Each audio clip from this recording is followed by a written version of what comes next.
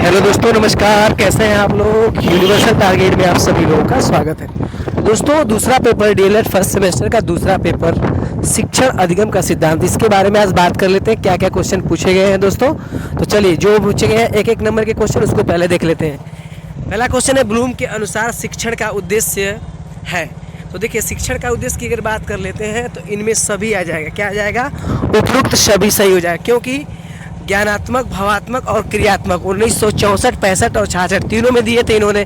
तो ये आपका तीनों सही हो जाएगा। आगे देख लेते हैं। सा विद्या सा विमुक्ति, शिक्षा का उद्देश्य विचारधारा मानता है, तो प्रकृतिवादी का मानता है। तो इस तरह ऑप्शन आपका क्या सही हो जाएगा? दूसरा वाला सही हो जाएगा। आगे देख लेते हैं।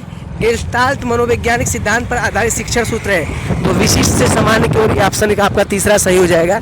तीसरा वाला क्या हो जाएगा? आपका सही हो जाएगा। ठीक है, आगे देखते हैं। शिक्षण एक त्रिमुखी प्रक्रिया है, तो ये आपके दिए थे सीधे सीधे जॉन डीवी महोदय ने दिया था। त्रिमुखी का मतलब अध्यापक, पाठ्यक्रम और विद्यार्थी, ये तीनों का त्रिमुखी बोला जाता है। इस तरह जॉन डीवी आपका सही हो जाएगा। तो इसका ऑप्शन जो सही हो जाएगा वो पहला आपका सही हो जाएगा, जॉन डीवी। आगे देखते हैं। अगला क्वेश्चन है, संप्रेषण शब्द की उत्पत्ति किस लैटिन शब्द से हुई है। तो बहुत अच्छा क्वेश्चन था। आपको कम्युनिकेशन देख रहे हैं, ऑप्शन नंबर 3 कम्युनिकेशन, वही आपका सही हो जाएगा। आगे देख लेते हैं। संप्रेषण के कितने प्रकार? तो संप्रेषण के 2 प्रकार होते हैं, एक लिखित होता है, एक मौखिक होता है। आगे देख लेते हैं। आगे क्वेश्चन पूछा गया है, प्रोजेक्ट विधि के जन्मदाता कौन है। तो दोस्तों, अगर बात कर लेते हैं प्रोजेक्ट विधि के जन्मदाता किलपैट्रिक महोदय, सही हो जाएगा आपका ऑप्शन किलपैट्रिक। आगे देख लेते हैं। निम्न में से शिक्षण का सामान्य सिद्धांत नहीं है। तो अगर बात कर लेते हैं, आपका परिमाण का सिद्धांत इसमें सम्मिलित नहीं है, बाकी आपका सभी सम्मिलित है। आगे देख लेते हैं। कल्पना और तर्क शक्ति का विकास किस शिक्षण प्रविधि में होता है।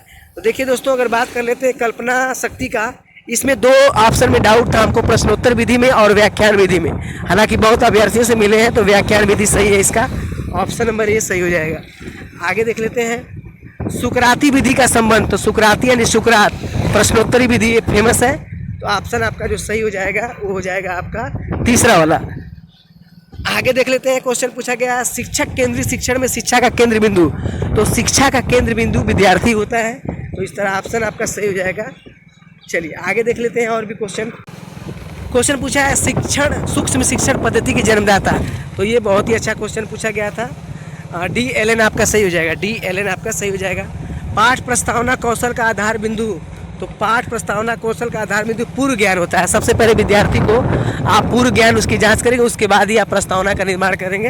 तो इस तरह आपका सही हो जाएगा। आगे देख लेते हैं क्वेश्चन। व्याख्यान विधि में छात्र बने रहते हैं, तो ये सक्रियता आप निभाते भाई, सक्रिय बने रहते हैं, बी हो जाएगा। और लास्ट क्वेश्चन, ऑब्जेक्टिव का अधिगम का अर्थ होता है। तो बहुत से अभ्यर्थी इसमें कन्फ्यूजिंग होते हैं, उपयुक्त सभी लोग लगा रहते हैं कि अधिगम का अर्थ होता है सीखना।